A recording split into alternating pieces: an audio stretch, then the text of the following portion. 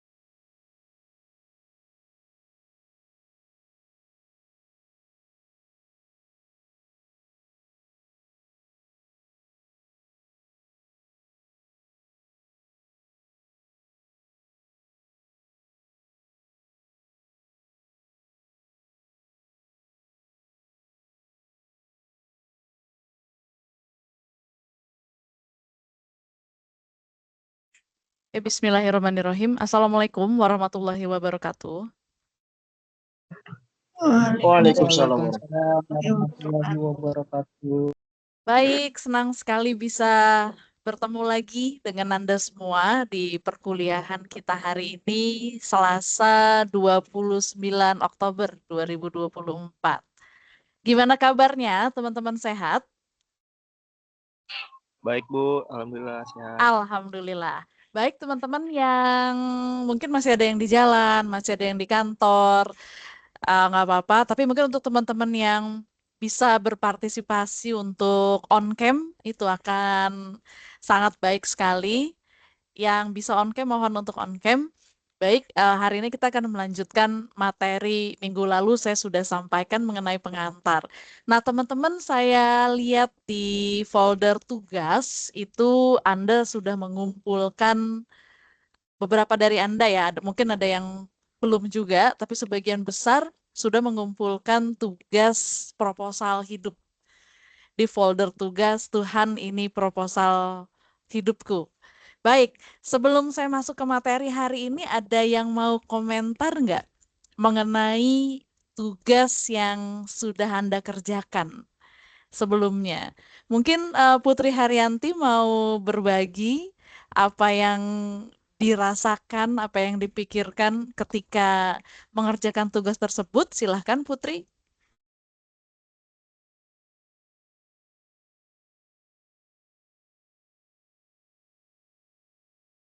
Oke, apakah Putri Haryanti bisa merespon saya? Baik, Atau mau, Ibu. ya, Baik, Eh, terima ah, kasih. aku lagi di jalan, Bu, lagi di I- luar. Oh, Heeh. tapi bisa bisa ini nggak bisa ya berbagi beberapa kalimat nggak? Bisa sih, insya Allah bisa. Oke, Eh, baik. Apa yang kamu rasakan ketika mengerjakan tugas tersebut? Mungkin ada yang ingin dibagikan? Baik, Ibu, terima kasih. Eh, jadi yang saya rasakan ada manfaatnya ya, Bu, manfaat banget ya. Jadi pertama kita awal gak kepikiran untuk 5 tahun ke depan apa yang akan kita bisa ke planning atau apa yang kita pikirkan gitu tuh, Bu. Dari tugas proposal untuk Tuhan ini, saya sadar bahwa emang untuk ke depannya itu emang harus kita pikirkan, terus kayak jadi buat motivasi buat diri kita sendiri gitu tuh, Bu. Jadi untuk lebih semangat lagi, untuk tidak menyerah dalam keadaan apapun gitu, Bu. Itu saja sih, Bu.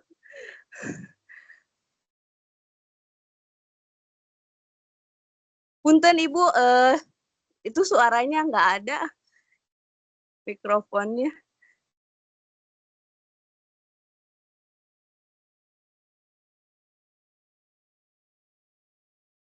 Oh ya, sorry saya mute. Sekarang kedengeran nggak? Kedengeran Ibu. Iya, sedikit lagi Putri boleh ya izinnya. Waktu nulis itu ada getar-getar di hati kah atau timbul keraguan justru yang timbul pada saat itu saya pengen tahu. Untuk keraguan sih alhamdulillah ya, Bu, selagi Allah bersama kita gitu ya. Ini keyakinan aku ya.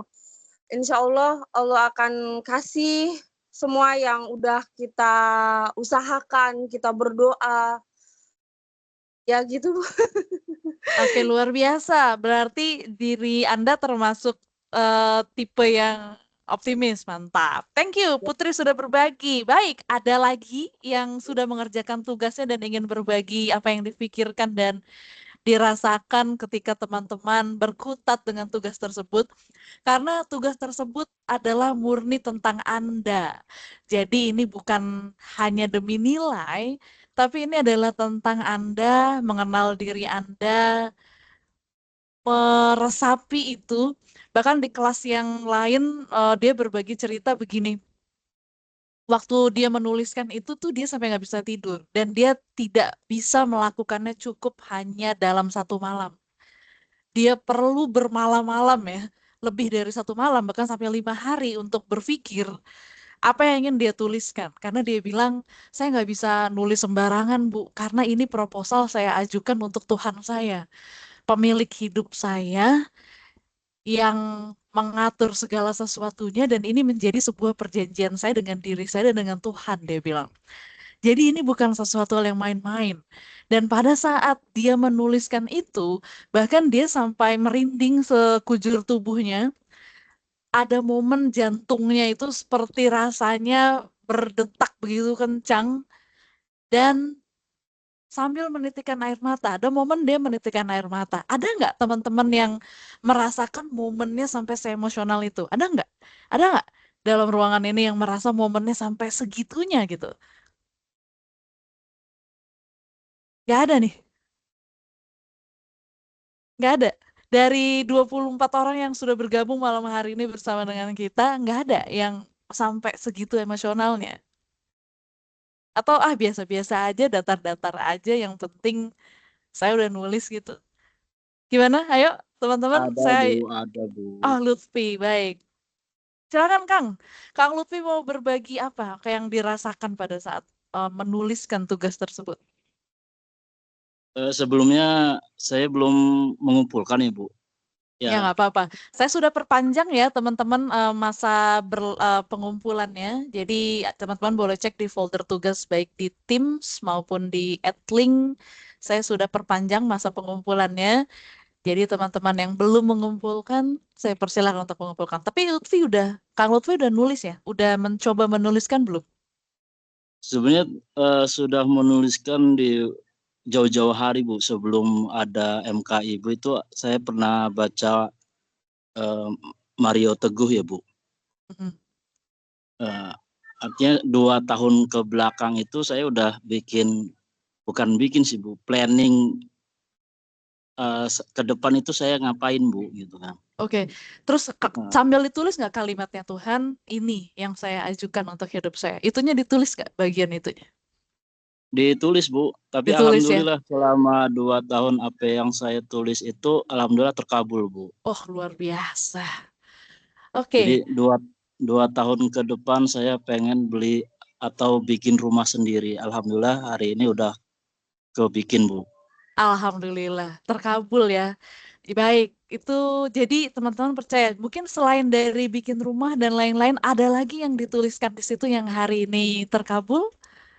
Selain dari rumah atau mungkin ingin karirnya, kesehatannya, hubungan dengan pasangan, hubungan dengan orang tua, kehidupan sosial, aktualisasi Ya. dirinya, dan sebagainya gimana? Ada lagi yang tercapai? Ya alhamdulillah baru rumah Bu, cuma tahun depan sih planning pengen punya roda 4 Bu. Amin. Teman-teman, kita aminkan, boleh? Baik, terima kasih sudah berbagi. Baik, teman-teman, boleh dong, walaupun Anda nggak bisa buka kamera, malam hari ini sebagian besar lagi nggak bisa buka kamera, tapi saya pengen memastikan bahwa Anda malam hari ini bersama saya dan fokus. Boleh tolong di gadget Anda, di laptop Anda, ataupun di handphone Anda itu ada send reaction ya, ada tombol react, send a reaction. Boleh kita kirimkan cinta untuk kita semua malam hari ini. Boleh klik love, teman-teman. Boleh diklik love-nya ada 24 orang, harusnya ada 24. Oke, terima kasih. Baik, saya cek satu-satu di layar saya. Thank you. Boleh berkali-kali, boleh kita ramaikan, boleh lebih dari satu kali, teman-teman. Baik, terima kasih. Nah, teman-teman, malam hari ini materinya. Oh ya, tapi sebelum saya lupa, kelas ini punya ketua kelas nggak ya? Ada PJ-nya nggak? Ada ketua kelasnya nggak? Punya Bu, punya namanya Boleh tahu siapa? Hilma Bu. Ilham. Punten, boleh diulang siapa? Ilham Bu, Ilham. Hilma. Ilham Bu. Oh, Ilham. Oh, Ilham. Cowok. Oh, saya pikir Siti Hilma, bukan ya? Ilham. Yang mana Ilham Ya coba? Bu, Siti Hilma Bu. Ada yang harap kayaknya. Baik, Ilham Arisa. Lagi jalan. Oh, siap. Nanti saya akan minta bantuan Ilham untuk membagi teman-temannya ke dalam 7 kelompok ya. Ke dalam 7 kelompok, nanti saya akan jelaskan lagi di grup. Nanti saya akan kirimkan juga screenshot dari daftar peserta di kelas ini, karena harusnya kalau kita lihat dari daftar peserta di kelas ini sih harusnya lebih nih. Tapi yang hadir nih hari ini cuma sekitar 23 orang bersama dengan saya. Nanti Ilham Arisa tolong nanti dibagi kelompok teman-temannya. Pokoknya Anda nurut aja sama Ilham, kan a good leader is a good follower also. Jadi sebelum Anda bisa pimpin orang lain, pimpin diri sendiri. Nah, salah satu pemimpin yang baik itu harus bisa menjadi pengikut yang baik juga. Someday Anda punya pengikut-pengikut itu kan juga bisa menjadi follower yang baik. Jadi intinya filosofinya pemimpin yang baik itu berasal dari pengikut yang baik juga. Nah, nanti kalau kelompoknya udah dapet, setiap kelompok itu akan dapat satu materi yang saya minta Anda masing-masing kelompok mempelajari materi tersebut secara mendalam. Jadi kelas ini kita akan menggunakan metode collaborative learning namanya. Jadi nanti setiap kelompok akan menjadi fokus group discussion, akan ada 7 FGD. Masing-masing FGD punya topik yang sangat spesifik, hanya satu topiknya. Dan saya minta Anda pelajarin mendalam bersama kelompoknya sampai ahli untuk satu materi itu. Kemudian saya minta Anda mempresentasikan di kelas masing-masing kelompok apa yang sudah Anda pelajari terkait materi itu. Dan nanti presentasi garis besarnya aja karena waktunya terbatas. Tapi nanti versi lengkapnya saya minta kelompok menuangkannya di dalam sebuah makalah gitu ya. Saya berharap Anda bisa bekerja sama dengan baik dengan kelompoknya, karena ini juga bagian dari pendidikan karakter teman-teman. Di semester sebelumnya, saya menemukan ada beberapa mahasiswa itu yang kurang bertanggung jawab ketika bekerja dalam kelompok. Kadang-kadang cuma nebeng, numpang nama, nggak kontribusi, nggak ngapa-ngapain, tapi dia dapat nilai. Nah, itu kadang-kadang kekurangannya.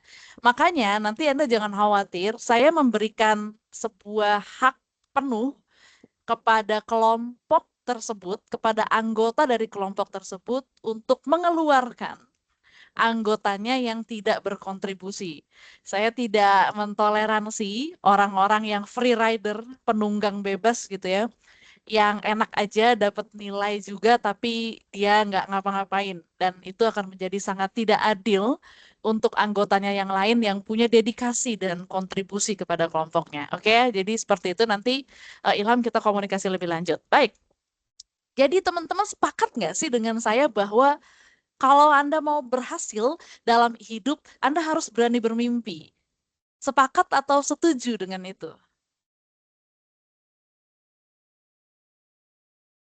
Ketika Anda mau sukses yang besar, mimpinya harus besar. Sepakat? Sepakat, Bu. Sepakat, Bu. Sepakat. Oke. Sepakat, Bu. Siapa yang berani punya mimpi yang besar di dalam kelas ini? Boleh raise hand yang berani punya mimpi besar. Saya sambil share link Google Form yang tolong Anda isi untuk daftar hadir malam hari ini ya. Baik. Mimpi itu apa sih? Impian itu apa sih?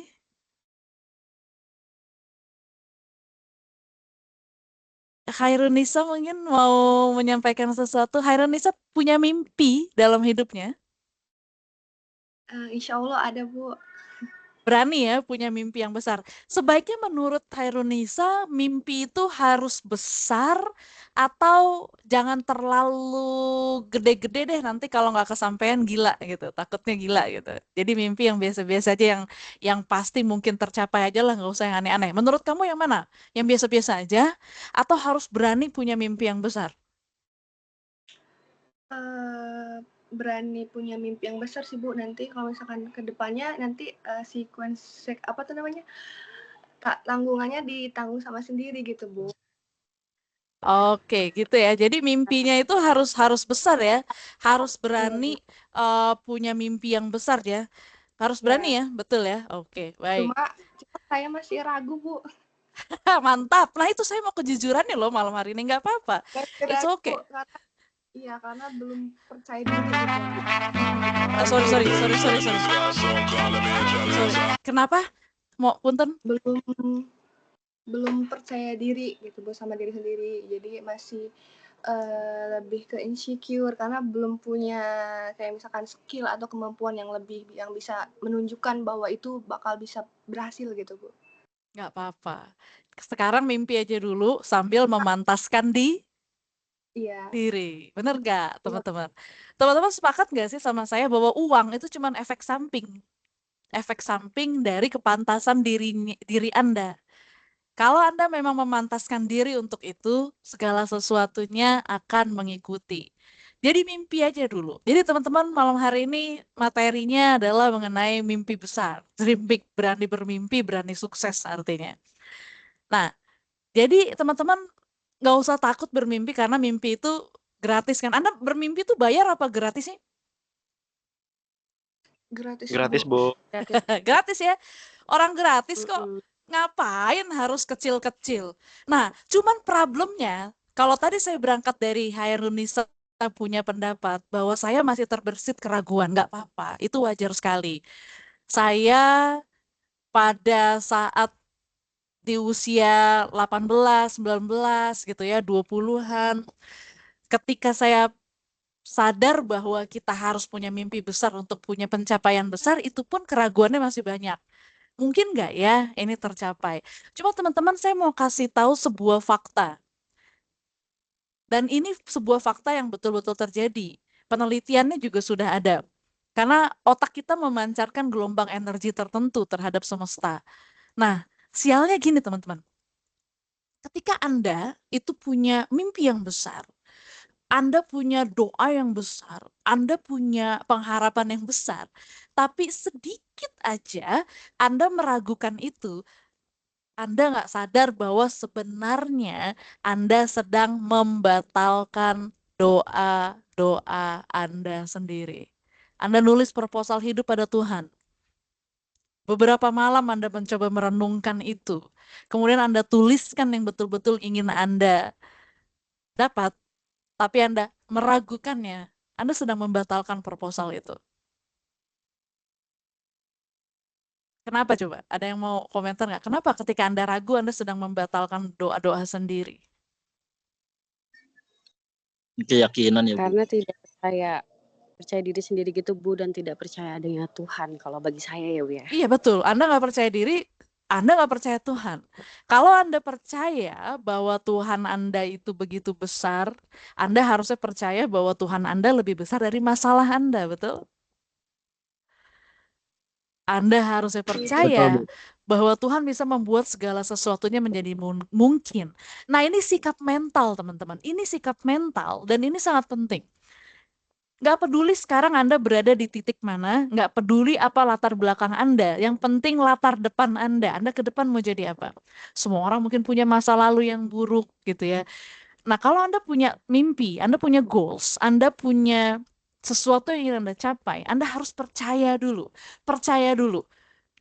Karena kalau Anda punya keyakinan, Anda beda nggak energi orang yang percaya diri sama yang minder? Beda nggak energinya? Teman-teman merasakan Beda, nggak Bu. pernah ada di posisi minder gitu? Anda mau presentasi terus Anda nggak percaya diri. Anda ketemu klien nih misalnya. Mungkin Anda di bagian penjualan atau di marketing gitu ya. Terus Anda mau presentasi produk perusahaan Anda ke calon klien Anda. Nah, orang-orang yang presentasi dengan penuh percaya diri, dengan yang presentasinya penuh keraguan, yang kemungkinan besar idenya akan diterima oleh klien itu yang minder apa yang level percaya dirinya bagus? Percaya Yang percaya dirinya bagus. Yang level percaya dirinya bagus. Kadang-kadang presentasinya nggak bagus-bagus amat. Penguasaan materinya mungkin nggak bagus-bagus amat. Tapi karena level percaya dirinya tinggi, energinya tinggi, dia akan menarik hal-hal baik masuk ke dalam hidupnya. Jadi kalau Einstein itu bilang energy is everything. Jadi energi segalanya. Jadi teman-teman kalau punya mimpi, teman-teman harus percaya. Nah ini masalah mindset teman-teman sebenarnya. 95% keberhasilan Anda di hidup ini ditentukan oleh impian. Jadi mimpi Anda penting dan sikap Anda terhadap impian tersebut. Anda percaya, meragukannya, atau apa? Jadi sikap sangat menentukan. Ya, ketika Anda percaya diri, hasilnya akan lebih baik. Nah, impian itu apa sih? Apa bedanya dengan keinginan? Impian itu segala sesuatu yang harus terwujud, titik, nggak pakai koma. Pokoknya harus terwujud, nggak pakai koma, nggak pakai titik, harus. Kalau Anda masih bisa berdamai dengan hal itu, berarti itu bukan impian. Itu cuma keinginan. Sama seperti Anda pengen bakso. Bakso nggak ada, oh mie ayam juga nggak apa-apa deh. Ternyata tukang mie ayamnya tutup, oh oke lah, bubur ayam nggak apa-apa kalau gitu. Nah itu bukan impian teman-teman. Anda masih kompromi dengan itu. Impian itu pokoknya segala sesuatu yang burning desire yang datang dari dalam diri Anda dan itu harus terwujud. Titik, nggak pakai koma. Nggak ada tapi-tapian, pokoknya harus terwujud. Nah, saya mau tanya nih, Anda udah dapat belum hal yang seperti ini saat ini? Pokoknya harus terwujud. Nggak bisa nggak. Kalau Anda belum dapat, Anda harus temuin. Ya, jadi harus burning desire. Ilustrasinya gini teman-teman. Ilustrasinya, misalnya Anda bilang bahwa ilustrasinya gini. eh Anda pernah lihat orang berenang terus mau tenggelam gitu ya, kelepak, pokoknya dia hampir tenggelam lah. Nah orang kalau di posisi dia hampir tenggelam seperti ini, apa yang kira-kira akan dia lakukan?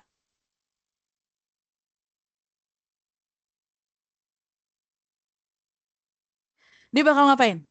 Mikir dulu, atau dia nggak peduli gimana caranya dia berusaha untuk tetap mengapung dan bisa bernafas?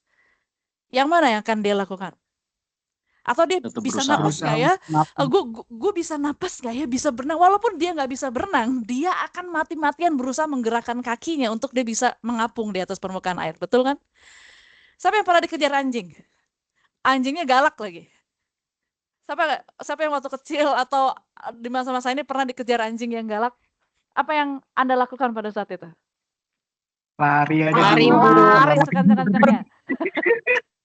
Lari kan? Walaupun mungkin kaki Anda lagi sakit, tapi Anda akan berusaha lari. Bahkan kalau misalkan Anda mau lompatin pagar atau lompatin tembok, luar biasanya kekuatan alam bawah sadar Anda itu bisa membuat itu terjadi untuk Anda gitu. Ya ilustrasinya sama, jadi Anda harus menciptakan the power of kepepet. Mungkin Anda pernah baca tuh bukunya, The Power of Kepepet. Anda harus punya satu alasan yang mengharuskan Anda, pokoknya saya nggak punya alasan untuk mundur, ini harus terjadi. Kalau nggak Anda mati. Jadi ilustrasinya gitu. Pokoknya kalau nggak terjadi, ibaratnya kayak ya udah Anda rasanya mau mati. Ya samalah kalau anak Anda diculik atau misalkan terus anak Anda disekap, mau dilempar dari apartemen Anda yang ada di lantai 7, Anda mikir nggak untuk menyelamatkan anak Anda mikir dulu nggak, bisa nggak ya saya selamatin anak saya kan nggak punya kemampuan bela diri gitu. Saya percaya Anda nggak bakal mikir, saya nggak tahu nih, udah ada yang punya anak belum dalam ruangan ini? Nanti kalau Anda jadi orang tua, Anda akan merasakan luar biasanya arti seorang anak buat Anda. Dan Anda akan lakukan apapun untuk dia. Mereka adalah alasan Anda melakukan yang terbaik untuk dia. Mau kepala jadi kaki, kaki jadi kepala, mau siang Anda jadi malam, mau capek kayak gimana. Anda akan mati-matian memberi yang terbaik. Sebagai bentuk cinta Anda. Apalagi kalau anak Anda dalam bahaya, Anda nggak akan mikir. Anda pasti berusaha menyelamatkan dia. Jadi, paham ya, burning desire tuh sesuatu yang benar-benar tuh datangnya tuh dari, bukan cuma dari sini teman-teman, tapi melibatkan sisi emosi. Nah itu penting. Makanya tadi pertanyaan saya, siapa yang bikin proposal hidup pada Tuhan yang biasa-biasa aja, nggak ada getar-getarnya, nggak ada kesetrum-kesetrumnya, datar-datar ada, datar-datar doang. Wah itu bahaya teman-teman, bahaya, bener deh. Bahaya. Saran saya, Anda yang nggak merasakan sisi emosi apapun saat membuat tugas kemarin, coba bikin ulang, benar-benar merenung, benar-benar Anda sertakan hati Anda di situ, pikiran Anda di situ, perasaan Anda di situ. Jangan jadi robot yang cuman sekedar mau nulis, karena hasilnya akan berbeda nanti, ya, gitu. Jadi eh kayak gini deh. Saya kasih ilustrasi tikus ini ya. Ini burning desire nih. Suaranya kedengeran nggak? Kedengeran, Beneran Bu. Bu. Such a feeling's coming over me. There is wonder in most everything I see. Not a cloud in the sky, got the sun in my eyes, and I won't be surprised if it's a dream. I'm on the top of the world.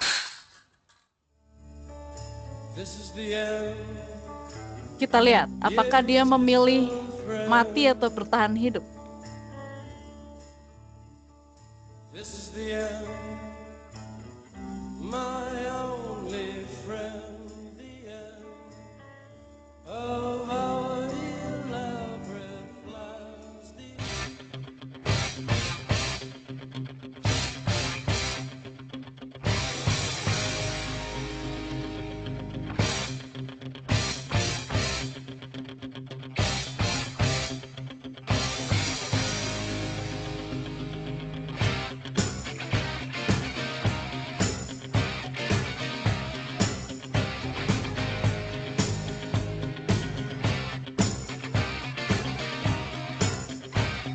Oke, ada yang mau komentar? Boleh? 1 menit. Tentang video ini, ada yang mau komentar? Editornya bagus, Bu. Editornya keren ya. Tapi ada apa pesan yang Anda tangkap? Intinya berusaha terlebih dahulu Bu. Berusaha terlebih dahulu. Kalau pada endingnya Anda mati, ya udah itu takdir, betul? Iya, benar Bu. Betul, betul. Oh, Kalau iya, endingnya Anda Yang mati, itu berusaha terlebih takdir. dahulu. Tapi yang penting Anda harus berusaha dulu. Anda jangan menyerah sebelum kematiannya itu datang gitu. Sama Anda mau tenggelam, Anda kecelakaan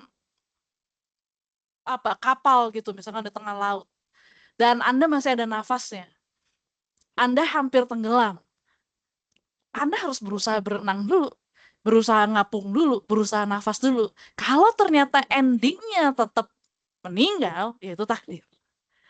Tetapi kalau itu masih bisa diusahakan, lakukan yang terbaik. Poinnya itu teman-teman, yang ingin saya sampaikan. Jadi impian itu adalah sesuatu hal yang harus Anda perjuangkan mati-matian, gila-gilaan, seperti Anda memperjuangkan hidup Anda.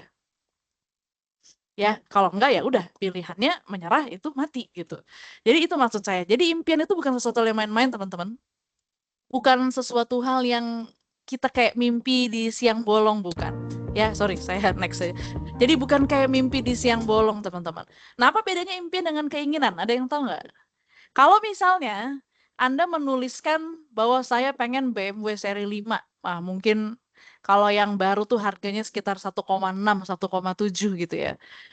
Tapi kemudian Anda tiba-tiba berpikir, tapi kemudian ketika Anda beli eh, mobil yang lain, Anda merasa nggak apa-apa gitu ya, atau Anda berpikir ulang lagi, yakin nggak sih mau beli BMW? Yakin nggak sih misalkan mau beli Mercedes-Benz atau mau beli Lamborghini gitu ya? Yakin nggak sih kalau Anda tiba-tiba ngerasain Anda beli mobil Avanza dan Anda baik-baik aja dan Anda merasa nggak ada masalah dengan itu dan Anda jadi tidak mengharapkan lagi BMW seri 5-nya, ya berarti BMW seri 5 bukan impian Anda. Sesimpel itu. Atau ketika ya oke lah kalau Avanza nggak dapet, saya masih baik-baik aja dengan motor, ya berarti itu juga bukan impian Anda. Apalagi ya kalau pikan motor nggak ada, saya masih bisa kemana-mana naik bajai dan Anda merasa Anda baik-baik aja, ya berarti ya fine. BMW seri 5 bukan impian Anda, itu cuma keinginan. Jadi mimpi atau impian itu berbeda dengan keinginan teman-teman. Anda harus temukan alasan kalau nggak dapat itu berarti Anda mati. Ibaratnya gitu deh hidup Anda. Nah, udah ketemu belum? Udah ketemu belum? Gak usah dijawab. Jawab di hati masing-masing aja. Kalau belum ketemu, bahaya. Teman-teman harus menemukan itu. Oke? Ya, teman-teman sepakat atau setuju dengan saya bahwa 80% benda di sekitar kita itu berawal dari impiannya seseorang. Siapa yang hari ini pakai smartphone? Smartphone itu berawal dari mimpinya orang yang menginginkan smartphone itu ada, kemudian dia menciptakan atau menghasilkan smartphone tersebut.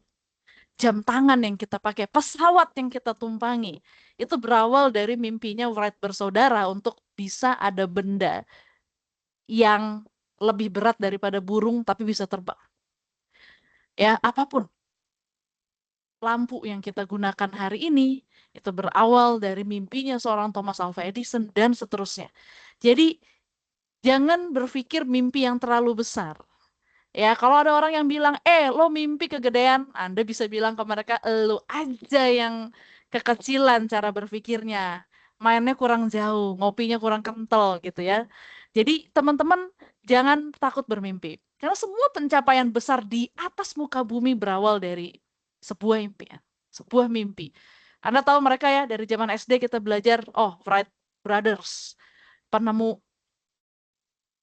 pesawat terbang yang sekarang berkembang menjadi berbagai macam produk pesawat terbang yang kemana-mana kita gunakan itu kalau berpergian. Waktu mereka bikin percobaan pertama kali dan seterusnya, kira-kira mereka didukung nggak sama orang-orang sekitarnya? Enggak, Tidak, Bu. Bu. Waktu saat itu, orang bilangnya mereka apa? Orang gila. Gila ya, sedeng ya. Bahkan pemerintahnya bilang gini ke mereka, dipatahin sama pemerintah negara itu. Waktu mereka berbicara tentang mimpi mereka, tentang ide mereka. Pemerintah cuma bilang gini, nggak ada satupun benda di atas muka bumi ini itu yang bisa terbang itu kecuali burung, dia bilang gitu.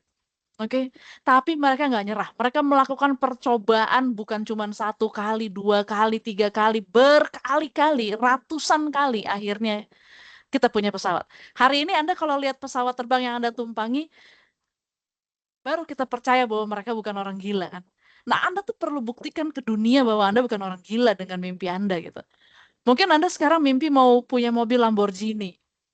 Terus semua orang di sekitar Anda bilang Anda gila karena mungkin orang tua Anda, kakek buyut Anda, keluarga besar Anda itu keturunan petani di desa, di kampung. Nggak ada yang pernah jadi orang kaya.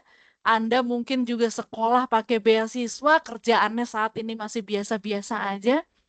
Tapi kenapa Anda nggak berani bermimpi? Mimpi aja. Suatu hari nanti Anda buktikan kepada orang-orang itu bahwa mereka yang terlalu kecil cara berpikirnya, gitu ya. Anda tahu Pak Tua ini, ada orang bilang ya, Anda kalau udah usia 40 nggak jadi apa-apa, berarti udah seterusnya Anda akan jadi orang gagal. Kalau Anda nggak sukses sebelum itu, Anda selamanya akan jadi orang miskin. Tapi Kolonel Sanders, yang saat ini KFC sudah tersebar di seluruh dunia, teman-teman, punya ratusan franchise-nya mereka, itu mematahkan teori itu. Orang ini baru start, bukan sukses loh ya, baru mulai di usia 63 tahun setelah pensiun dari Angkatan Darat.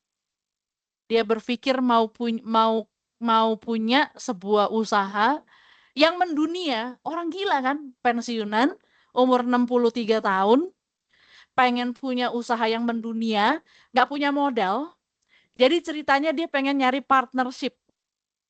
Dia keliling Amerika dengan modal resep ayam goreng yang dia sudah lakukan uji coba berkali-kali, dan menurut dia percaya diri bahwa resep dia itu paling oke lah. Dan dia mau ada orang yang membeli resepnya, kemudian dia bisa membangun sebuah kerjasama bisnis dengan banyak outlet di seluruh dunia. Dia keliling Amerika berbulan-bulan, tidur di mobil, ketemu siapapun. Ini orang benar-benar orang gila sih. Dia ketemu siapapun yang dia presentasikan. Presentasi pertama semua orang anggap idenya gila. Model franchise di zaman itu tuh orang nggak kepikiran. Presentasi kedua, ketiga, teman-teman tahu nggak? Di presentasi yang keberapa, ide akhirnya ada orang yang mau menerima dan membeli idenya dia, bekerja sama dengan dia, membesarkan KFC sampai akhirnya hari ini. Di presentasi yang keberapa ada yang tahu? Ke 100? Ayo, ada yang tahu nggak? Di presentasi yang keberapa dia berhasil? Nggak ada yang tahu? 1001 kali Bu. Masa? Ya, ya, dia lebih dari, tepatnya adalah 1009. Anda bayangin kalau dia berhenti di ke 1000, dia akan kehilangan kesempatan di 1009. Jadi jangan pernah berhenti, teman-teman. Orang ini itu juga lebih gila lagi. Berapa kali percobaan yang dia lakukan sampai akhirnya lampu pijar itu jadi? Berapa rumah dia udah ngebakar labnya, ngeledakin apa yang dia coba, lampu-lampu yang dia coba, dia dimusuhin tetangga, dianggap gila. Dia melakukan 10.000 kali percobaan yang belum berhasil aja, menurut dia bukan gagal, belum berhasil. Tapi dia nggak pernah patah semangat. Cuma saya mau kasih tahu, teman-teman mungkin pada belum tahu ya, sebenarnya Thomas Alva Edison itu bukan orang pertama. Bukan orang pertama yang mengadakan percobaan. Dia bukan ilmuwan pertama tentang lampu pijar. Sebelumnya itu ada orang namanya Joseph Swan. Ya, ini Thomas Alva Edison, ini Joseph Swan. Orang Joseph Swan ini adalah orang pertama sebenarnya, tapi orang ini gampang menyerah. Ketika nggak berhasil, ya udah dia berhenti, dia nggak pernah nyoba lagi, dia tidak pernah menyelesaikan yang sudah dia mulai.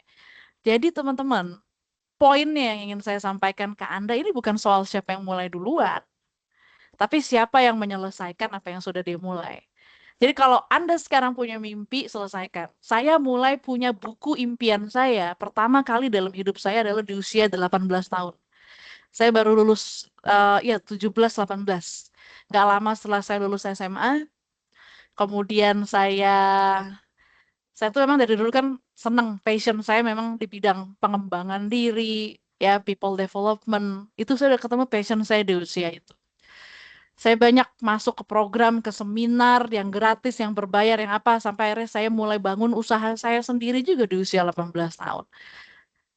Saya punya buku impian yang saya bikin dari pertama, dan buku impian saya itu selalu saya update setiap tahunnya.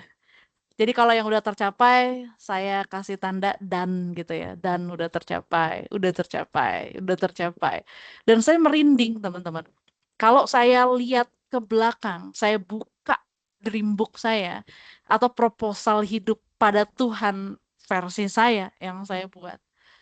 Apa yang saya dapatkan, apa yang pernah saya lalui, itu ternyata apa yang pernah saya tuliskan di situ. Bahkan bukan cuma nulis, saya cari gambarnya, saya tempel-tempel gambarnya, itu terjadi.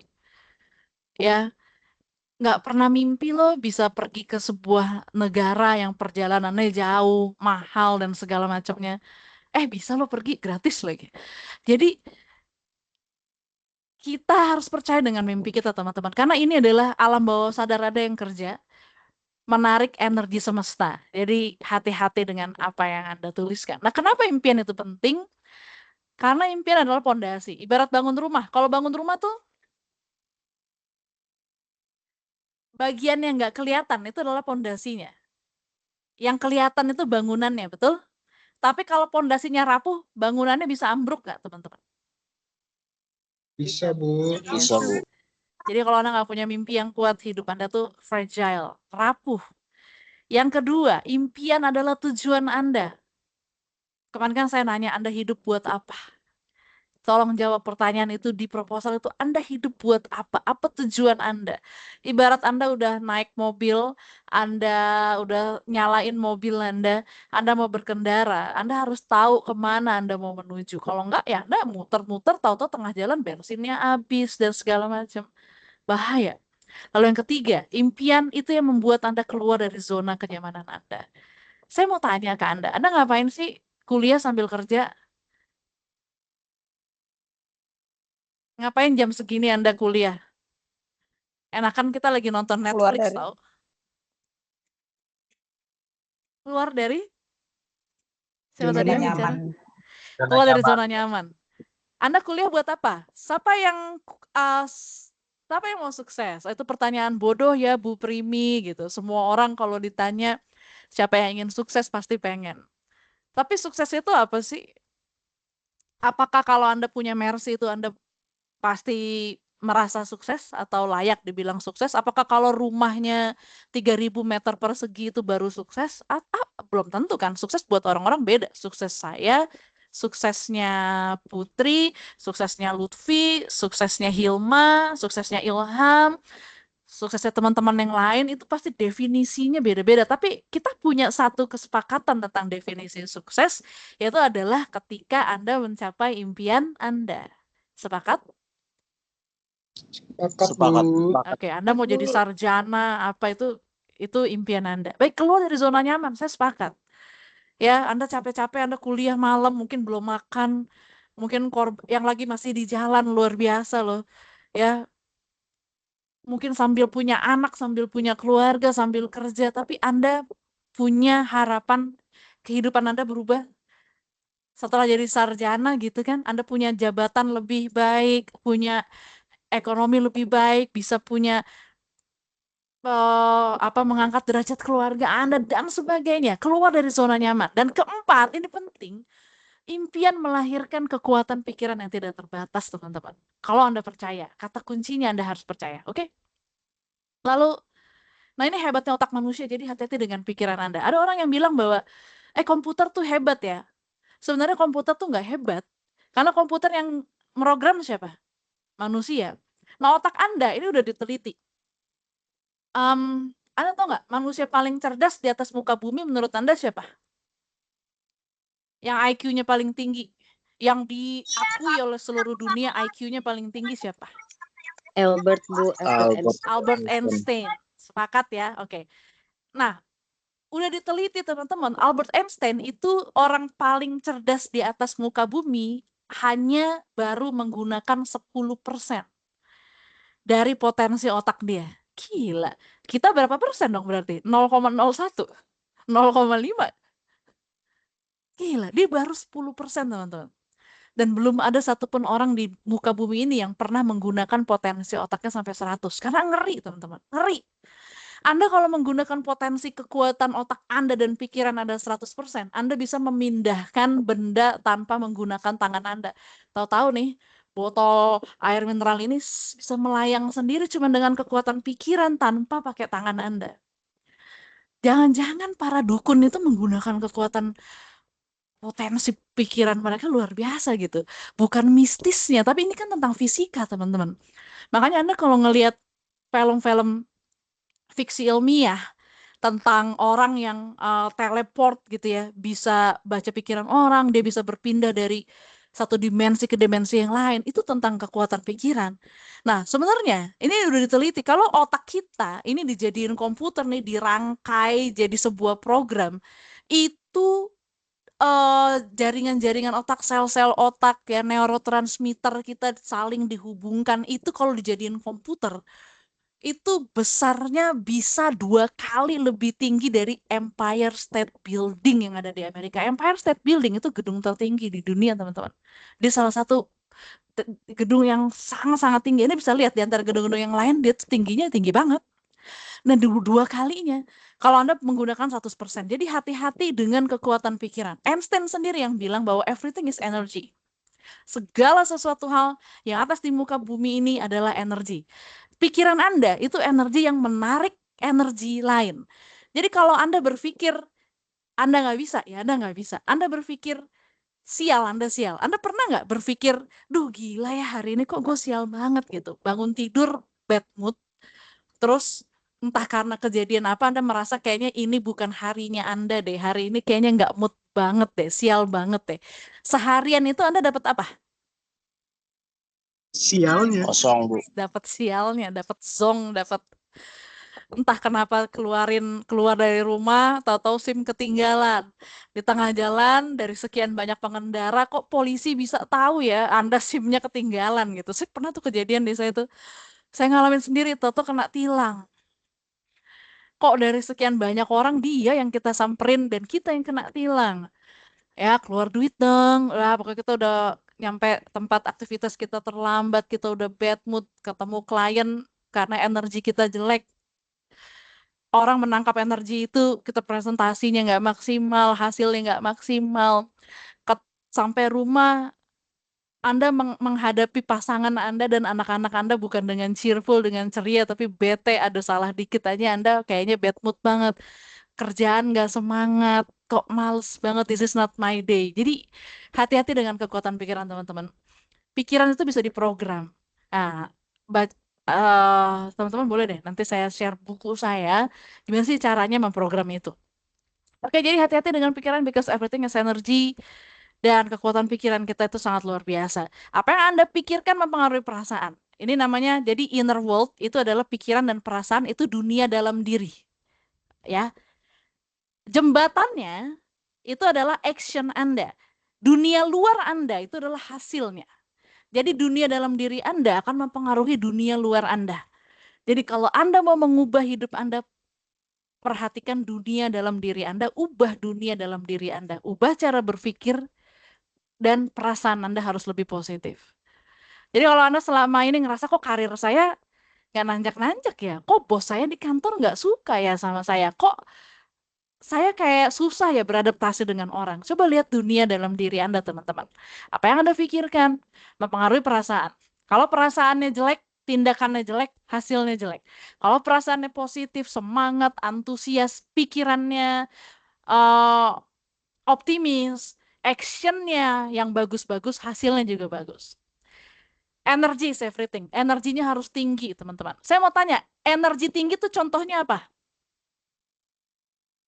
Semangat, antusiasme, percaya diri, apalagi rasa syukur, cinta, mengasihi, memaafkan. Itu energinya tinggi. Energi rendah contohnya apa?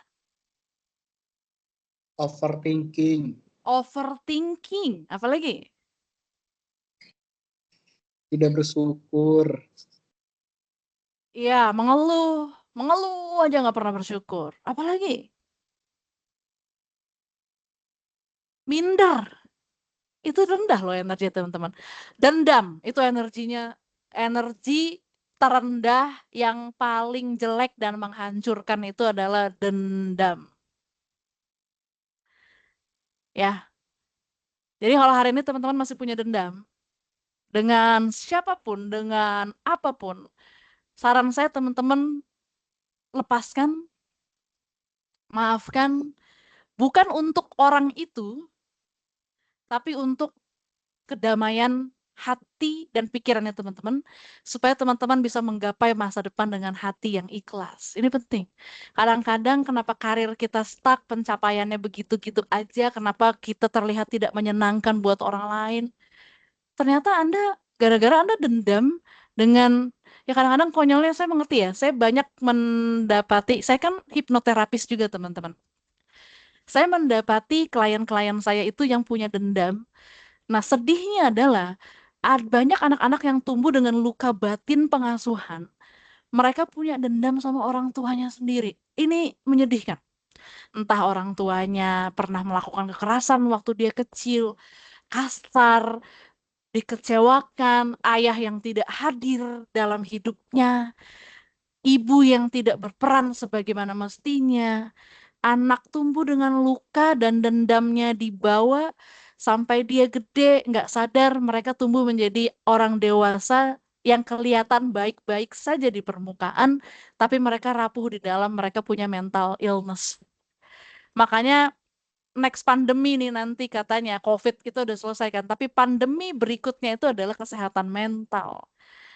Nah, dan energi yang paling jahat itu adalah dendam, yang kedua itu adalah amarah yang besar.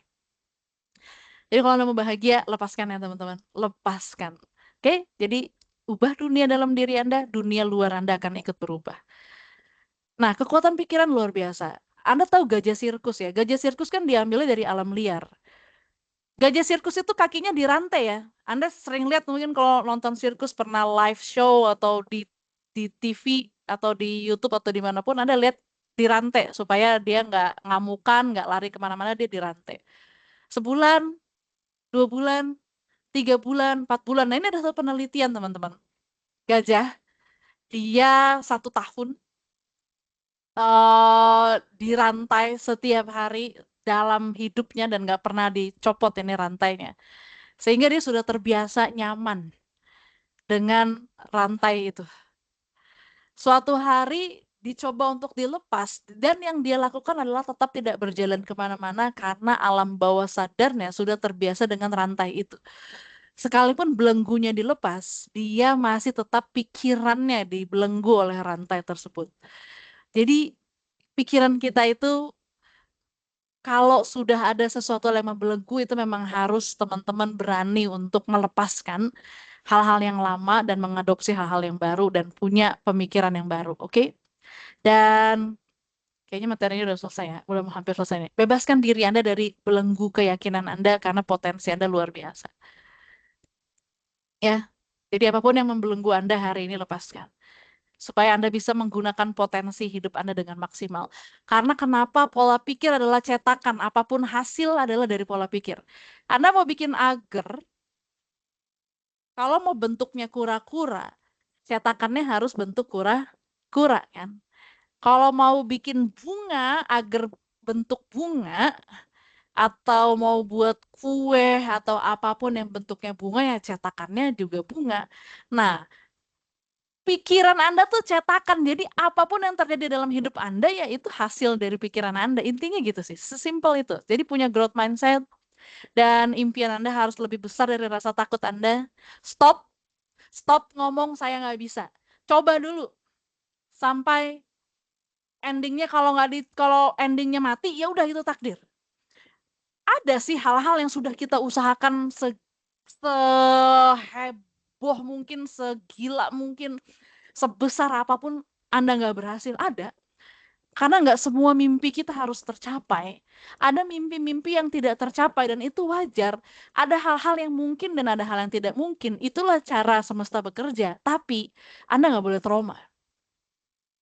Anda harus berani punya mimpi yang baru, berani untuk menjalani prosesnya, dan Anda harus coba dulu sampai hal yang paling maksimal yang bisa Anda lakukan.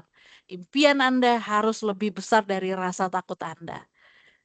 Saran dari saya, teman-teman, beberapa slide menuju slide akhir dari kuliah ini, Anda harus melindungi impian Anda. Lindungi, jangan dibiarkan dicuri. Karena kalau impiannya dicuri, Anda jadi nggak semangat lagi, Anda lupa. Ya udah, akhirnya Anda nggak berusaha mencapai lagi. Siapa orang-orang yang sering mencuri impian kita sih?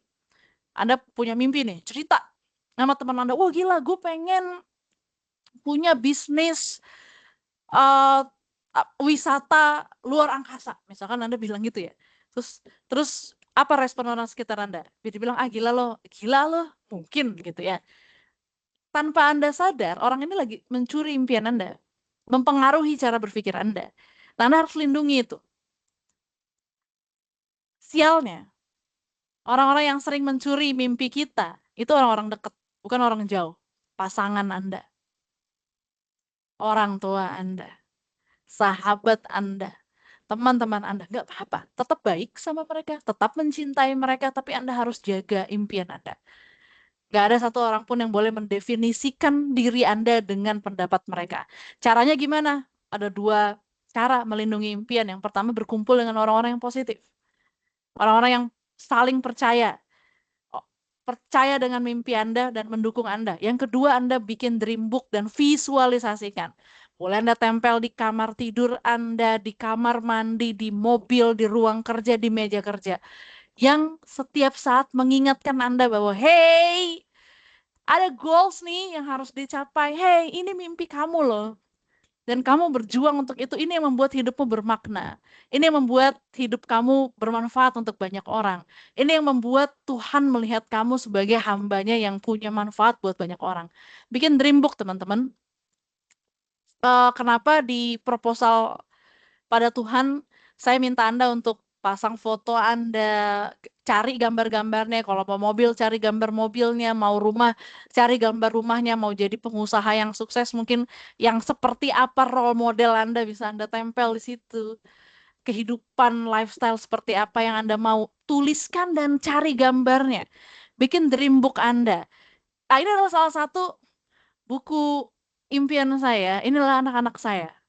Ya, saya bilang bahwa you are my why, I don't care anyhow. Ya, mereka adalah alasan saya. Saya nggak tahu gimana caranya, tapi saya akan melakukan yang terbaik untuk dua-duanya. Ya, baik yang kecil tuh dia pengen jadi lawyer katanya. Dan dengan mimpi saya, mereka kalau bisa nggak kuliahnya keluar negeri. Ya, saya belum berhasil sekolah ke luar negeri sampai dengan S2 kemarin, tapi saya punya mimpi S3. Saya maunya, saya keluar. Entah ke Kanada, atau salah satu negara di Eropa, gitu ya. Saya pengen melihat dunia di sisi yang lain. Ingin bertumbuh lebih baik lagi. Nah, teman-teman cari gambar, cari alasan yang kalau Anda lihat itu sisi emosional Anda tersentuh. Kalau Anda sudah jadi orang tua, Anda bisa tempel gambar anak-anak Anda. Apa mimpi Anda ya, dan Anda akan berjuang untuk itu. Ya, orang tua Anda, pasangan Anda, orang yang Anda cintai, bahkan diri Anda sendiri. Jadi Anda temukan itu. Baik, jadi Anda harus bermimpi yang besar, jangan kecil-kecil. Dan bahwa untuk sukses, cara mewujudkan mimpinya hanya butuh 4 hal, teman-teman. Yaitu duit. Anda hanya butuh duit untuk mewujudkan mimpi Anda. Yang pertama, D-nya itu adalah dedikasi.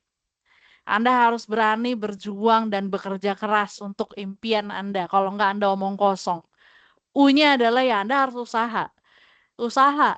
Saya yakin dan percaya hasil yang Anda dapatkan itu tidak pernah mengkhianati usaha yang sudah Anda lakukan. Saya waktu kuliah S2 yang lalu, 5 tahun lalu ya, saya menyelesaikan, 6 tahun lalu saya selesai S2.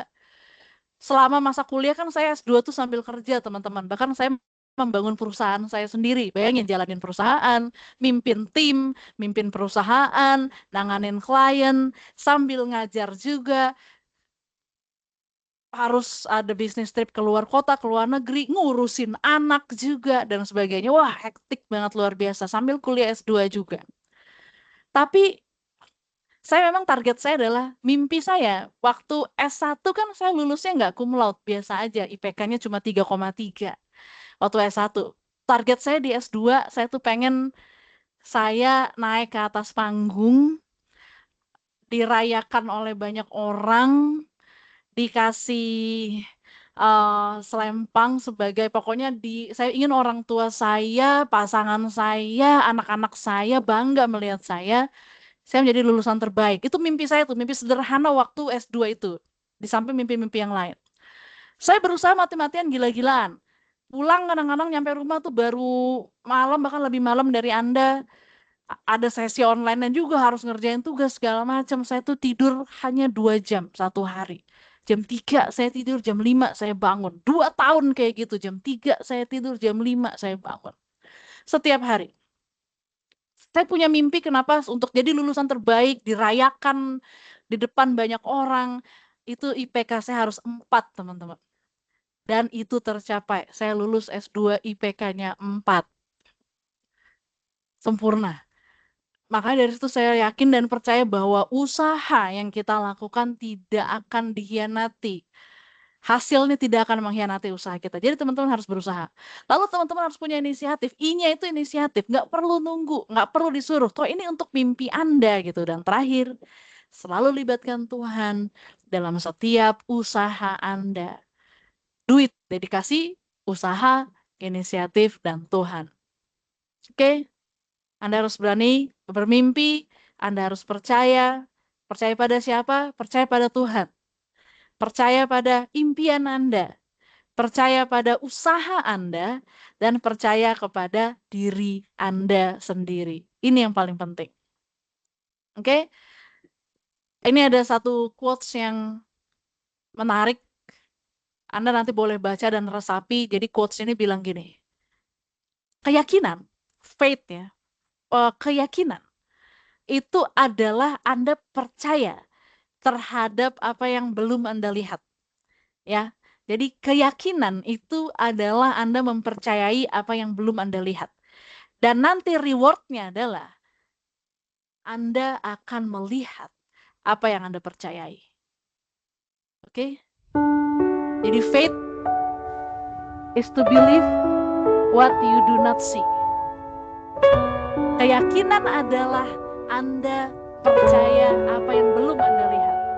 Dan nanti Anda akan dapat penghargaannya adalah Anda akan melihat apa yang Anda percayai. Jadi teman-teman, kalau Anda punya mimpi, sekecil apapun, sebesar apapun, Anda harus yakin dan percaya dengan mimpi Anda. Anda harus yakin dan percaya dengan mimpi Anda. Baik, saya akan tutup sesi malam hari ini dengan sebuah cerita yang sangat menginspirasi saya. Saya nggak tahu apakah Anda tahu olahraga MMA, ya, mix martial arts gitu ya, memadukan seni bela diri, martial arts. Ada tinjunya, ada seni bela dirinya juga. Nah ini ada, ya, mirip Muay Thai. Nah ini ada kejuaraan dunia MMA. Ini ada satu tokoh yang menginspirasi saya. Jadi anak ini terakhir cacat, teman-teman. Dia tangan kanannya itu nggak sempurna. Nanti teman-teman bisa lihat tangan kanannya seperti apa. Nah anak ini karena terlahir cacat, dia dari kecil itu sering dibully sama teman-temannya. Nggak teman sekolah, nggak teman main, pokoknya ngebully dia. Terus-terusan dibully, hampir setiap hari. Dalam perjalanan pulang dari sekolah ke rumah, anak ini juga masih dibully sama teman-teman di sekitar area rumahnya. Nah, kisah anak ini sering dibully rupanya menarik perhatian seorang lelaki paruh baya yang tinggal di lingkungan tersebut. Dia sering perhatiin anak ini pulang sekolah, dibully sama temennya, hari pertama, kedua, ketiga dibully terus. Akhirnya si kakek ini nggak kuat juga, dia nyamperin anak kecil itu. Terus dia tanya ke anak kecil itu, "Nak, kamu sering ya dibully sama teman-temanmu? Iya, dia bilang.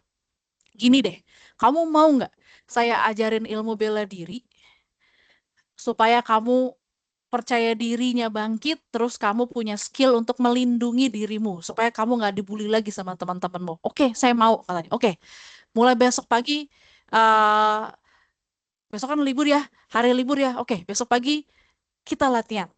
Kamu latihan sama saya akan ajarin. Nah, sama orang ini, sama si guru bela diri ini, anak kecil tersebut diajari hanya satu jurus. Berapa jurus teman-teman? Iya, hanya satu. Kamu pelajarin ini jurus kuncian namanya. Kamu akan menggunakan tangan kirimu untuk mengunci lawan-lawanmu. Minggu pertama, minggu kedua sampai dengan 18 minggu dia belajar jurus kuncian. Wah, dia merasa udah percaya diri, terus dia datang ke gurunya, dia bilang, "Guru, saya udah 16 minggu nih belajar jurus kuncian. Ajarin saya dong jurus yang lain."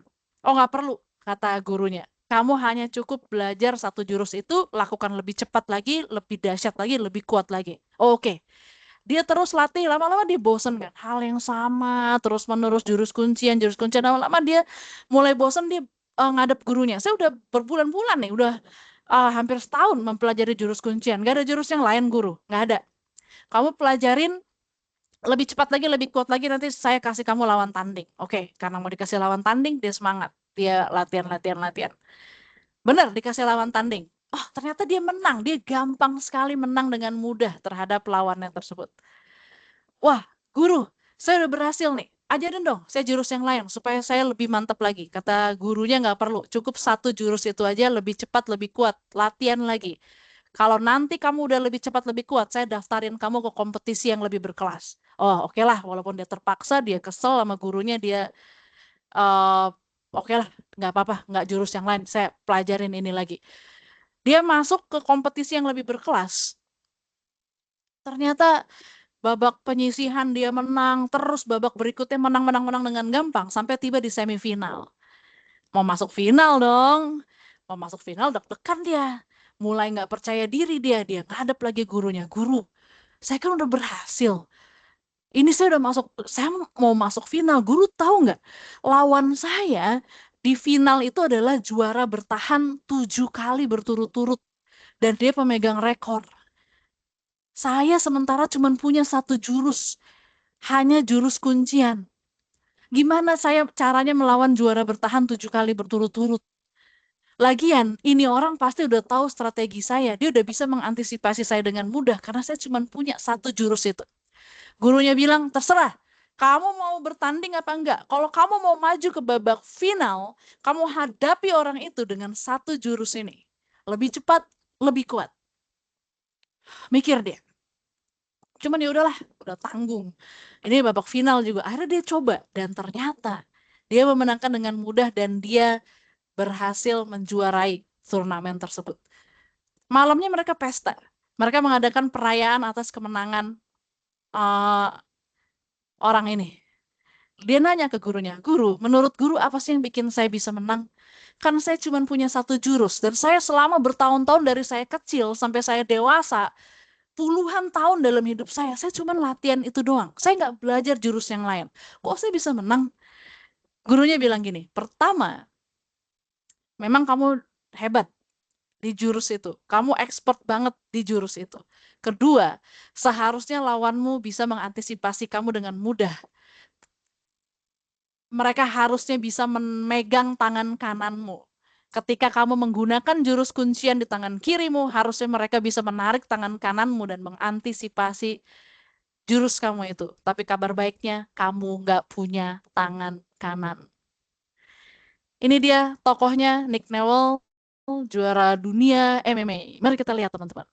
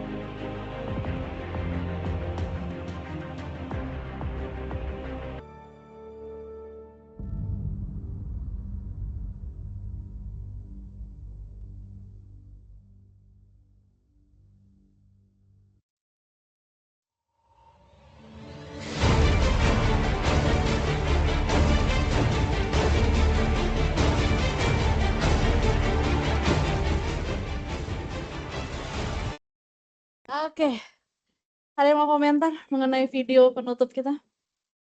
Sekaligus menutup sesi perkuliahan malam hari ini. Silakan. Irham Zidan, mungkin ada yang ingin disampaikan?